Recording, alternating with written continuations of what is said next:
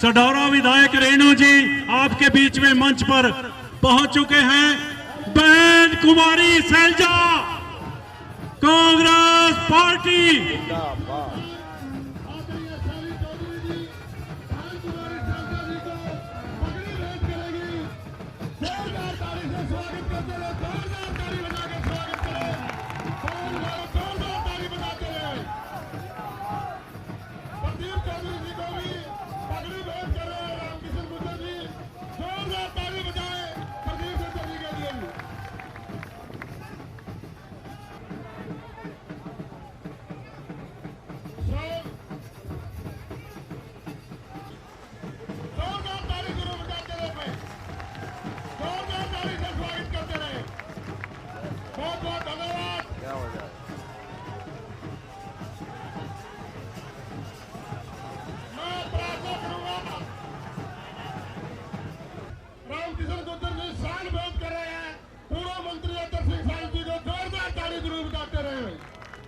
जोरदार ताली से स्वागत करते रहे।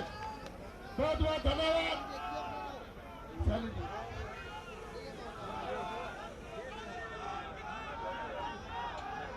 अब मैं प्रार्थना करूंगा आपकी हरमनप्यारी और आपकी विधानसभा में आवाज उठाने वाली बहुत ही संघर्षशील नारायणगढ़ से विधायक आदरणीय शैली चौधरी से प्रार्थना करूंगा कि आए और अपनी बात रखे। जोरदार ताली से स्वागत करें।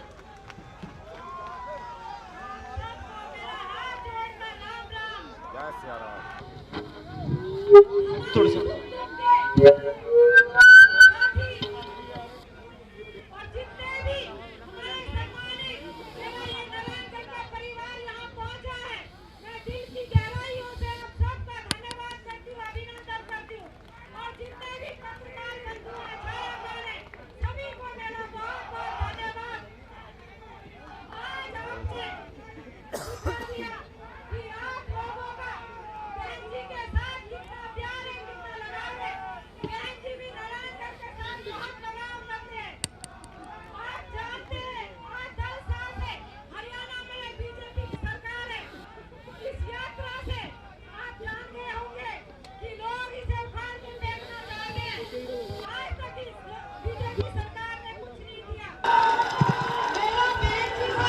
हेलो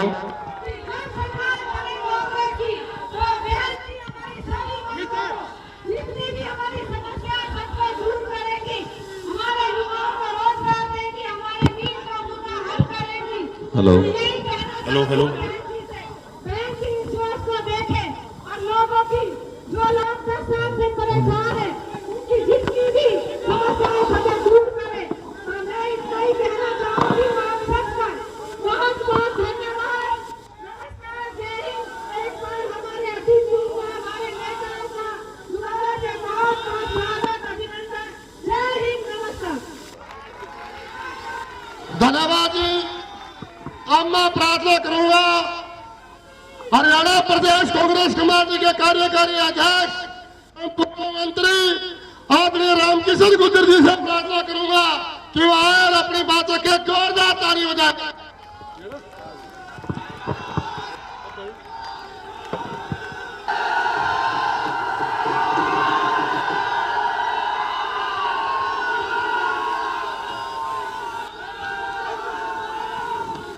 अब सुनो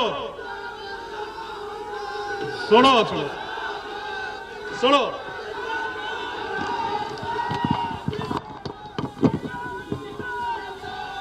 नारायणगढ़ की जनता की जय हो। साथियों,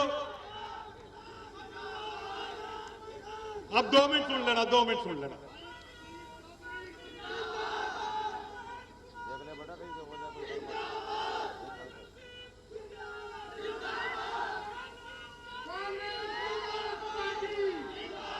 भाई अब 2 मिनट दे दो।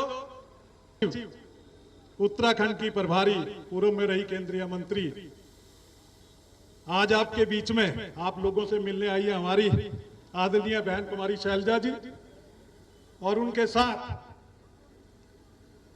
हमारे भाई ऊर्जावान नेता राष्ट्रीय कांग्रेस में महासचिव है,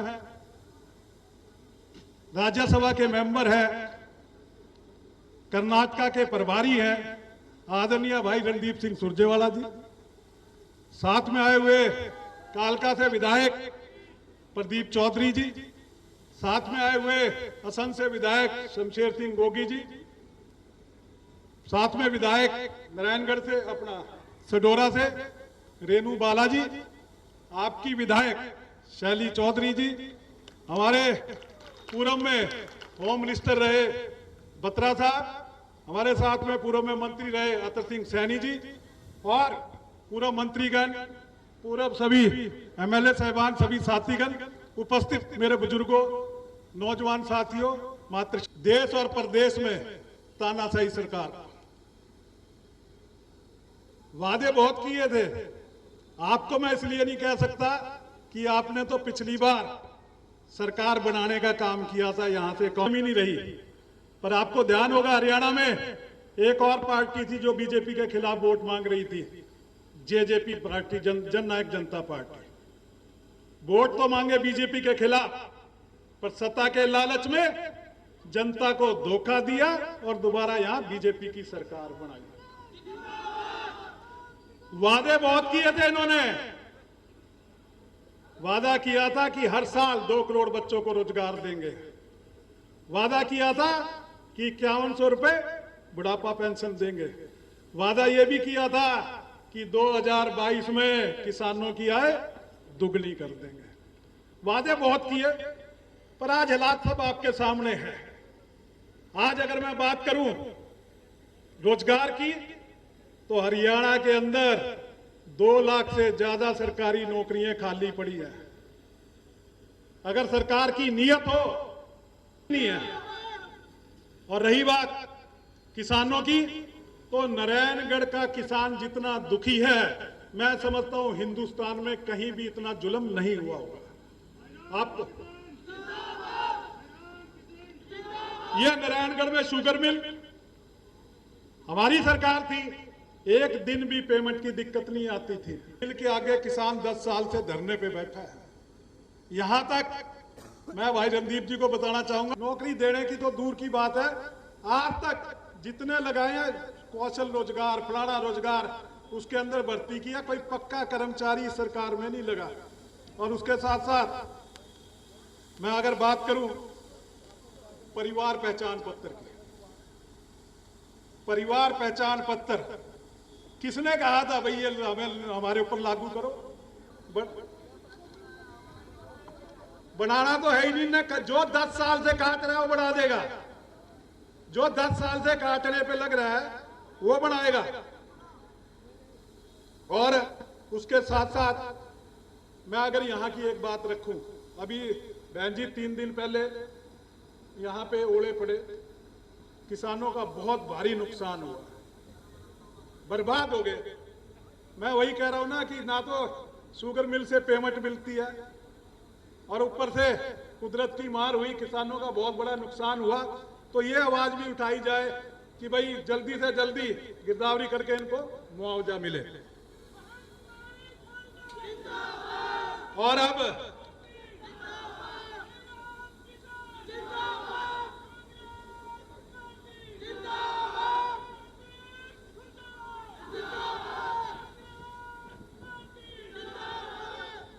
अब मैं बात करूं मौजूदा तस्वीर की, तो ये सरकार तानाशाही रवैया है। चाहे रोजगार की बात करें, चाहे हम किसानों की बात करें, कर्मचारी की बात करें, व्यापारी की बात करें, जो किसी की बात को नहीं सुनती। अगर आपने आज देखना, पटवारी आज हड़ताल पे बैठे हैं, मुझे आया फोन, कहा जी हमारे पास आओ। मैं कहा हम तो आएंगे, पर इनके पास बैठे रहना, कोई बात करने भी नहीं आएगा, कोई उठाने भी नहीं आएगा आपको। तो ये हालात तो इस सरकार में है, हर वर्ग दुखी है। तो मेरा कहने का मकसद ये है कि बहन जी आपकी लड़ाई लड़ने के लिए निकली है। बहन जी ने इस यात्रा की शुरुआत की भाई रणदीप जी के साथ, किरण जी के साथ मिलके आपकी लड़ाई लड़ने के लिए सड़कों पे निकले हैं।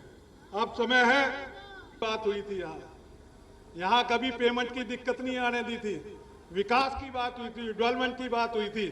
तो आने वाले समय में सरकार आपकी होगी, आपके पास मजबूत नेता है और ऐसी मजबूत नेता है जो लड़ना भी जानती है, आपके हकों की रक्षा करना भी जानती है। सरकारें बनाई, सुन लो आप भाई, 2 मिनट बात सुन लो।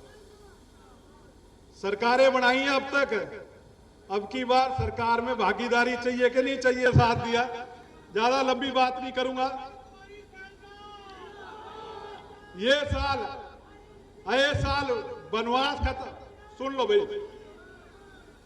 बात सुन लो 2 मिनट। इस साल में 10 साल का वनवास खत्म होने जा रहा है आपका। आज बहन जी आपके बीच में आई है, भाई की रणदीप जी आपके बीच में आई है, तो सरकार आपसे दूर नहीं है। आपने तो पहले ही फैसला कर लिया था। आज पूरा हरियाणा चाहता है कि कांग्रेस की सरकार हरियाणा में बने और आने वाले समय में लोकसभा की बात हो, विधानसभा की बात हो, हमने मजबूती से बहन जी के साथ देना है। इन्हीं शब्दों के साथ एक बार पुनः सभी साथी आए, मैं सबका धन्यवाद करता हूं। और भाई एक बात और कह दूं, ऐसे समय में जब मेरी राजनीति हत्या की जा रही थी, आपने तो उस समय शैली चौधरी को यहां से विधायक बनाया था।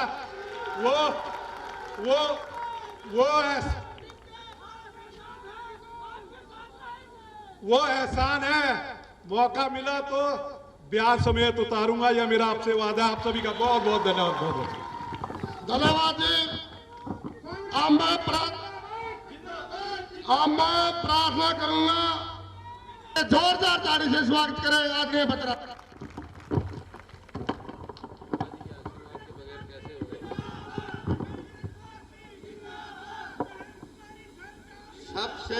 सबसे लोकप्रिय नेता आपकी, जो मैं नारे स्लोगन्स आपके सुन रहा हूं, पूरे इलाके में घूमा हूं, और सबसे डायनेमिक नेता हमारी छोटी बहन शैली जी, रेणु बाला जी और भाई कोई रामअत्तर सिंह जी सैनी, और मेरे साथ आए हुए रोहतक से अनिल सैनी जी, और तमाम जो दूर दराज से बैठे हुए मेरे भाइयों, मेरे दोस्तों, मेरे लिए आया हूं।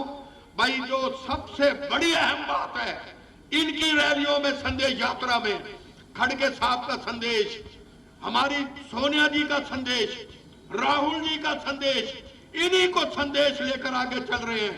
ये नहीं कह रहे कि हम मुख्यमंत्री बनेंगे, लेकिन इतना मैं कहना चाहता हूं, मुख्यमंत्री आपकी दलील पे आएगा और राज आपके यहां से चलेगा। यही बात आपको कहना चाहता हूं। आपका बहुत बहुत शुक्रिया, धन्यवाद, थैंक यू। धन्यवाद बत्रा साहब। कर्नाटक के प्रभारी राज्यसभा सांसद आदरणीय चौधरी रणदीप सिंह सुरजेवाला जी से प्रार्थना करूंगा कि आए और अपनी बात रखे। जोरदार ताली से स्वागत करें सुरजेवाला जी का।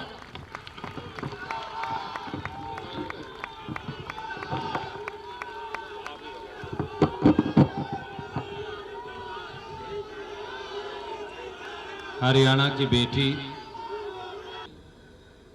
आदरणीय शैली चौधरी जी, हरियाणा प्रदेश कांग्रेस कमेटी के कार्यकारी अध्यक्ष मेरे भाई और साथी रामकिशन जी, हरियाणा प्रदेश कांग्रेस कमेटी के दूसरे कार्यकारी अध्यक्ष आदरणीय सुरेश गुप्ता जी, हमारे पड़ोसी विधायक भाई प्रदीप चौधरी जी, अपनी पड़ोसी विधायक हमारी बहन रेणु बाला जी, एक और हमारे साथी जाबाज विधायक शमशेर गोगी जी, पूर्व गृह मंत्री सुभाष बत्रा जी, पूर्व मंत्री अतर सिंह सैनी जी, मंच पर विराजमान और मेरे सामने बैठे और खड़े बहुत ही आदर के योग्य मेरे बड़े बुजुर्गों, आदरणीय नौजवान साथियों, आदरणीय मातृशक्ति और भाइयों को नमन करता हूं, जिन्होंने पहले मेरे भाई रामकिशन को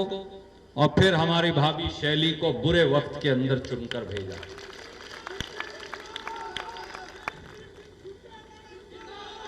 भाई तीसरी पीढ़ी में हम आ गए हैं, 3 पीढ़ी का रिश्ता। यह भी संयोग है कि जब मैं भारतीय राष्ट्रीय कांग्रेस का अध्यक्ष था तो आप प्रदेश युवा कांग्रेस के उपाध्यक्ष थे। हमने क्रिकेट की टीम से इकट्ठा शुरू किया था प्रदीप भाई, हमारी एक क्रिकेट की टीम थी जहां चौलाल सिंह जी के घर के बाहर हमने एक ग्राउंड बना रखा था। वहां से मेरी भाभी हमने शुरू किया था और तब से अब तक का, हम बूढ़े तो नहीं हुए दोनों अभी, कहीं आप तो अब तुम बूढ़े हो गए हो, दाढ़ी सफेद हो गई इनकी मेरी, वो ठीक है, पर बीच सी की उम्र में आ गए, वो हम जवान भी नहीं रहे। तो वो युवा अवस्था से अधेड़ जिंदगी तक का सफर हमने इकट्ठे तय किया, परंतु इनकी आत्मा, इनका दिल, इनका दिमाग, इनका रास्ता, इनकी दृष्टि मेरे भाई की, वो सदा नारायणगढ़ की भूमि और मिट्टी के अंदर बसी रहती।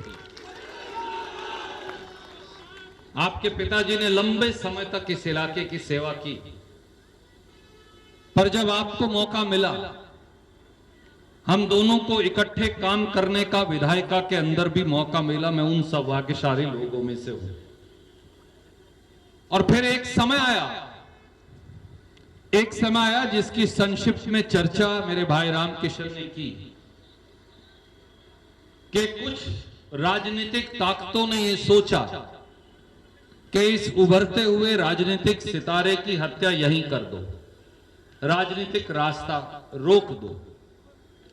राजनेताओं को लाठी से मारने की जरूरत नहीं होती, इलाकों को भी खत्म करने के लिए बंदूक गोली की, बुजुर्गों नौजवान भाइयों, आवश्यकता नहीं होती।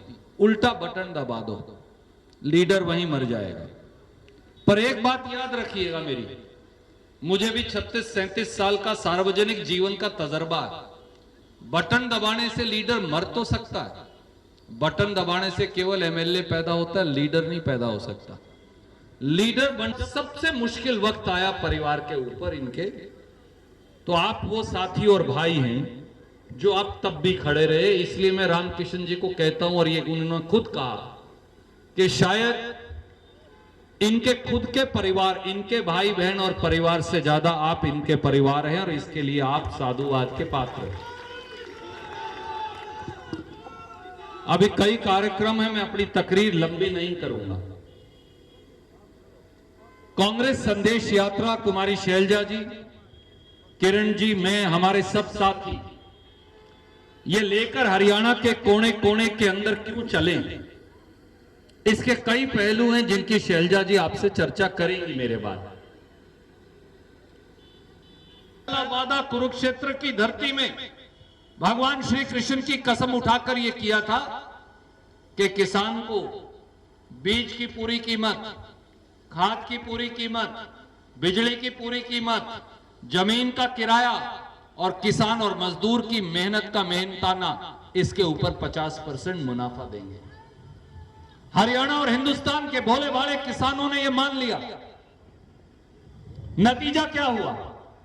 आज 10 साल बीत जाने के बाद सबसे ज्यादा उत्पीड़ित वर्ग अगर कोई है, वो दिल्ली के बॉर्डर पर हम सबको नक्सलवादी, उग्रवादी, मवाली, गुंडा, अगर कोई किसान या खेत मजदूर है, उनको इस बात की संज्ञा भाजपाइयों के द्वारा देने की बात हो। किसान को, खेत मजदूर को, गांव में रहने वाले गरीब को केवल दुत्कार मिली। वो जो कहा करते थे 2022 तक किसान की आय दुगनी हो जाएगी, गरीब की झोपड़ी में नई रोशनी आएगी। मैं आपसे पूछता हूं हरियाणा का एक और साथी, आपका गवांडी, क्या किसी किसान की हरियाणा और हिंदुस्तान में आय दुगनी हुई? 2022 में होनी थी, अब तो 2023 आ गया। वो लोग 2024 आ गया। वो लोग जो ये कहा करते थे कि किसान की सेवा करेंगे, उन्होंने 75 साल में पहली ऐसी सरकार आई भाजपा कि किसी आदमी की हिम्मत हो गई, किसी सरकार की हिम्मत हो गई हो आपकी खेती पर टैक्स लगा दे। पर क्या यह सही नहीं कि आपकी खाद पर 5% जीएसटी नरेंद्र मोदी ने लगाया? क्या यह सही नहीं कि 18% कीटनाशक दवाई पर जीएसटी भाजपा और जजपा की सरकार ने लगाया? क्या यह सही नहीं कि तेरे ट्रैक्टर पर 12% जीएसटी इसी भाजपा की सरकार ने लगाया? क्या यह सही नहीं कि खेती के हर उपकरण पर जीएसटी 12% इसी सरकार ने लगाया? क्या ये सही नहीं कि 56 रुपए लीटर का डीजल जो कांग्रेस का समय में था 2014 में, आज वो 85, 90 और 95 रुपया लीटर तक पहुंच गया? क्या ये सही नहीं 71 रुपए लीटर का पेट्रोल आज 100 और 105 रुपए तक पहुंच गया? क्या ये सही नहीं कि आपकी खाद के कट्टे में से पहले 5 किलो चोरी किया ये कह के कि नीम कोटेड यूरिया है, और अब 5 किलो और चोरी कर लिया ये कह के कि ये सल्फर कोटेड यूरिया है? उसके बाद आप हवा बेचनी शुरू कर देना अपनी फोटो लगा के, क्योंकि खाद मिलने वाली नहीं है। क्या ये सही नहीं साथियों कि चाहे यमुना का कटाव हो अपने पूरे अंबाड़ा यमुनानगर के इलाके के अंदर, चाहे खेतों के अंदर रेत भर जाए, एक साल रेत भरी रही, समेत करनाल के इलाके में जिसकी नुमाइंदगी खुद मुख्यमंत्री मनोहर लाल खट्टर करते हैं, किसान को मुआवजा नहीं मिला। कल परसों में जो ओले पड़े, भाई रामकिशन जी बात कर रहे थे। भाई रामकिशन जी, ये तो 10 साल अगले भी इसकी गिरदावरी के चक्कर में रहेंगे, इन्होंने मुआवजा नहीं देना, ये आपको देना पड़ेगा सरकार में आने के बाद अपनी कलम से। मेरे बुजुर्गों साथियों, किसान और खेत मजदूर की उस हुंकार को लेकर ये न्याय यात्रा यहां आई। आदमी आदमी के अंदर का अंतर जरूर पहचान लिया, आपने तो पहचाना। याद करिए, इसी नारायणगढ़ शुगर मिल को लेकर, इसी यमुनानगर की शुगर मिल को लेकर, उसमें अदायगी को लेकर एक बार ये नुमाइंदगी करते थे तब भी सरकार में। एक कलम से इनके आदेश पर 40 रुपए क्विंटल का रेट का इजाफा हुआ था। सरदार गुरनाम सिंह चढ़ावी भी थे उन दिनों में। और अब लाखों किसान दिल्ली के बॉर्डर पर पड़े रहे, 1 साल तक सूखे में, गर्मी में, सर्दी में, बारिश में, अंधड़ में। दुष्यंत चौटाला और मनोहर लाल खट्टर ने वहां नश्तर गाड़ दिए, बड़े बड़े रोड़े लगा दिए, वहां पर पुलिस की पलटनें खड़ी कर दी, किसानों की छातियों की तरफ, मजदूरों की छातियों की तरफ। ये आड़ती भाई मंडी वाले हैं, ये भी बैठे थे, इनकी छातियों की तरफ पुलिस की संगीनें लगा दी। एक कदम भी आगे बढ़े, क्या हरियाणा और हिंदुस्तान के किसान को अपनी राजधानी में जाने का अधिकार नहीं? क्या हम नक्सलवादी हैं? क्या हम मवाली हैं? क्या हम दिल्ली पर कब्जा करने जा रहे थे? हम तो दस्तखत देकर मोदी के दरवाजे पर न्याय मांगने जा रहे थे, पर न्याय मिला नहीं। 700 किसानों की लाशें वापस आई। अगर आप इकट्ठे नहीं रहते तो वो काले कानून वापस नहीं होते और आज हम अपने खेत में गुलाम होते। ये उन 700 किसानों की शहादत का परिणाम है, उन लाखों किसानों, गरीबों, मजदूरों, रविदास या वाल्मीकि बैकवर्ड के हमारे भाइयों और साथियों की कुर्बानी का प्रमाण है कि इस वजह से काले कानून वापस लेने पड़े।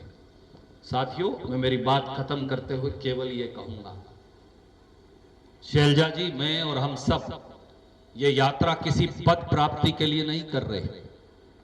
ये वक्त की मांग है, न्याय की मांग है, हुंकार है हिंदुस्तान और खास तौर से हरियाणा के लोगों की जो दुर्दशा और निर्दयता के शिकार हैं। इसलिए हम केवल आपको आह्वान करने आए, रणदीप सिंह सुरजेवाला को, कुमारी शैलजा को, रामकिशन गुर्जर को, शैली चौधरी को, प्रदीप चौधरी को, रेणु बाला को, हमको कुछ नहीं चाहिए, हमें केवल आपके चेहरों की खुशी चाहिए। धन्यवाद ईश्वर नयन जी।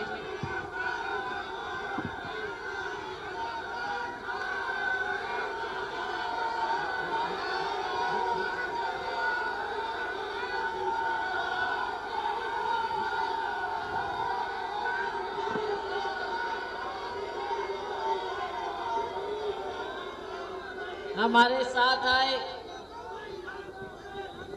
राष्ट्रीय कांग्रेस के महासचिव,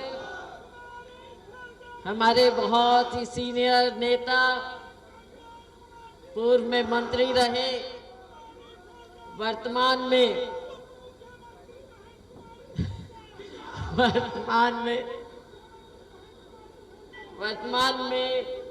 राज्यसभा के सांसद मेरे भाई रणदीप सिंह सुरजेवाला जी, हमारे भाई सबके प्यारे पूर्व CPS वर्तमान में कांग्रेस पार्टी के कार्यकारी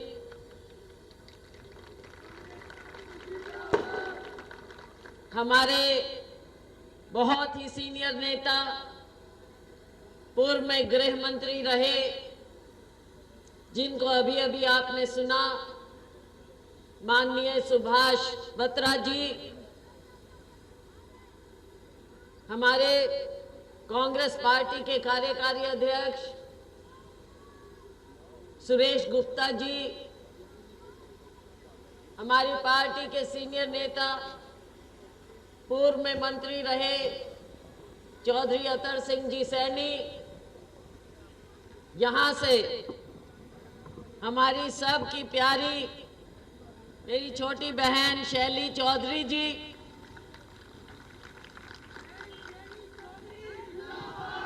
सढौरा से हमारी विधायक बहन रेणु बाला जी, कालका से हमारे विधायक भाई प्रदीप चौधरी जी,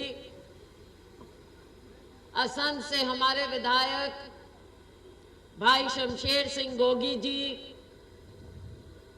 हमारे पूर्व विधायक श्री रणधीर जी धीरा, हमारी पूर्व विधायक बहन राजरानी पूनम जी, हमारे पूर्व विधायक राजपाल जी भूखरी, हरियाणा की महिला कांग्रेस अध्यक्ष बहन सुधा भारद्वाज जी, हमारे पूर्व हमारे साथ आए अन्य सभी सम्मानित साथीगण, यहाँ पर इतनी भारी संख्या में इतने जोश से खड़े हमारी हौसला अफजाई के लिए, हमारे बहुत ही सम्मानित बुजुर्गों, मेरे बहुत जोशीले जोश और खरोश से भरे हुए नौजवान साथियों और मेरी प्यारी बहनों, मीडिया के हमारे साथीगण, साथियों, आज रणदीप सुरजेवाला जी और मैं और हमारी बहन किरण चौधरी जी ये कांग्रेस संदेश यात्रा लेकर निकले हुए हैं। हरियाणा भर में जा रहे हैं, जगह जगह हम जा रहे हैं, लोगों की आवाज, हमारे नेताओं का, राहुल गांधी जी का संदेश लेकर आए, हमारे राष्ट्रीय अध्यक्ष मल्लिकार्जुन जी खड़गे का संदेश लेकर आए, लोगों के बीच में लोगों की भावनाएं सुनते हुए। साथियों, बहुत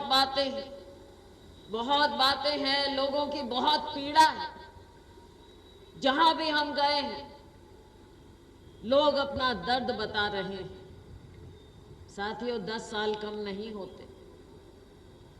10 साल का मैं शासन कहूं, कुछ शासन कहूं, झूठ के आधार पर जो सरकार बने, जुमलेबाजी के आधार पर जो सरकार बने, उसको हम क्या बुलाएं?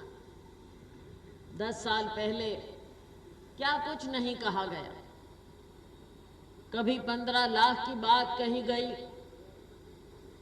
क्या निकला? मजाक, जुमलेबाजी। किसानों को कहा आय दुगनी हो जाएगी, क्या निकला? एक और मजाक, एक और जुमलेबाजी। कहा युवाओं को 2-2 करोड़ हर साल रोजगार देंगे, अब तक 20 करोड़ हो चुके होते।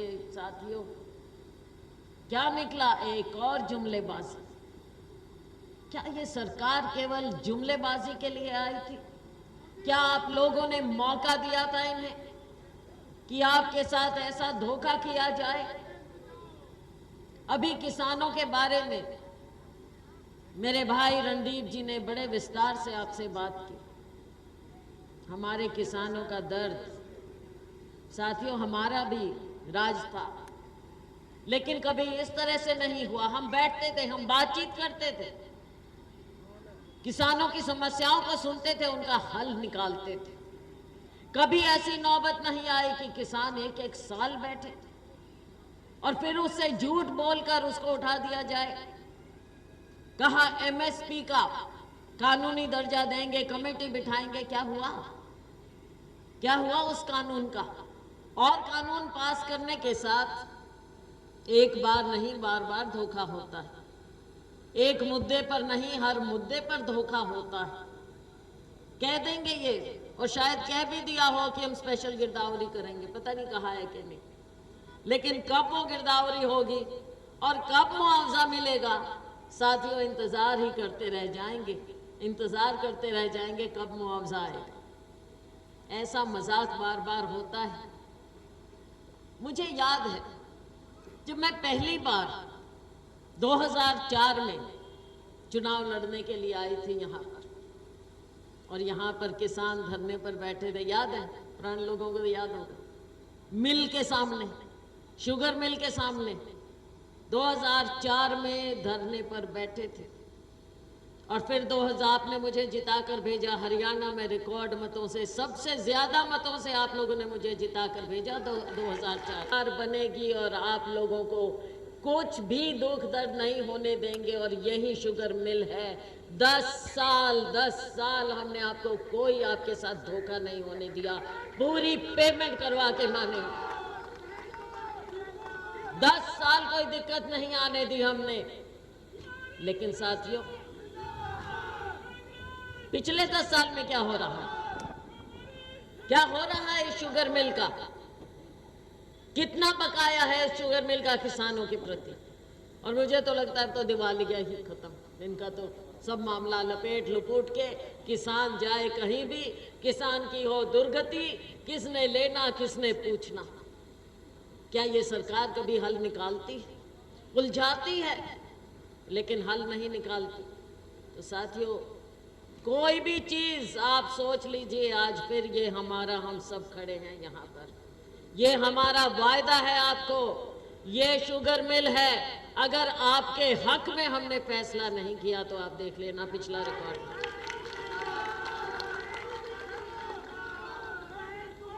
हम अपने अन्नदाता के पेट पर लात नहीं मारने देंगे किसी को। हमारा अन्नदाता है, हमारा मजदूर है, एक दूसरे पर निर्भर है मजदूर और किसान। चोली दामन का साथ है, एक मरता है तो दूसरा जिंदा नहीं रह सकता। एक दूसरे के आपके चेहरे बता रहे हैं और हम आपको कहते हैं कि आपको तकलीफ हम नहीं होने देंगे।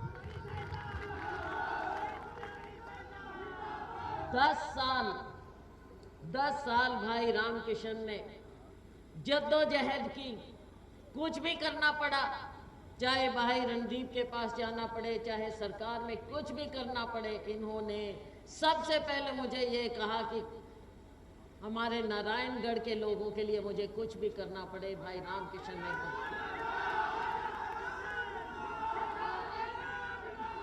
और